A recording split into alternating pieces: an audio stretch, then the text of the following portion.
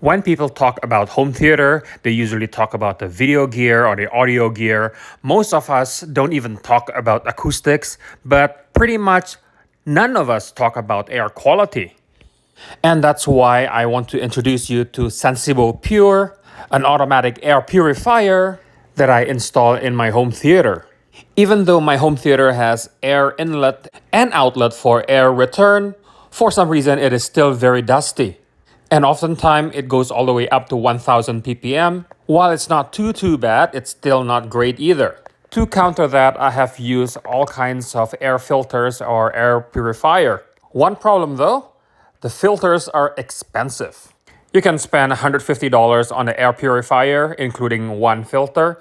And to get the replacement filter, it can go all the way up to $120. That doesn't make sense. And because of that, I'm using Sensibo Pure for reasons I will mention at the end of this video. There's nothing overly special about this unit. It's a smart unit. You plug it in, do the scan of your unit, register it to the Sensibo app, and you download and install the latest firmware update. This will take about 5 minutes of your life, but after that you can turn on or off or even switch on boost mode to clean the air more vigorously. There's nothing special there. However, when it comes to replacement filter, do not, I repeat, do not buy the original Sensibo, but get the generic version that you can find in my description below.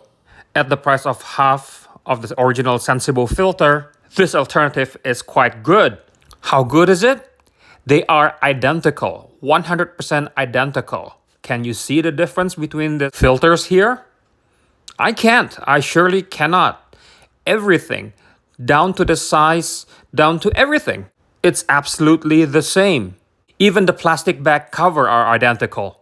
So yeah, if you're interested in the air quality of your home theater, just click in the description down below. You can buy it from the link down there. Don't forget to share your thoughts in the comments down below. Thank you very much for watching, and goodbye.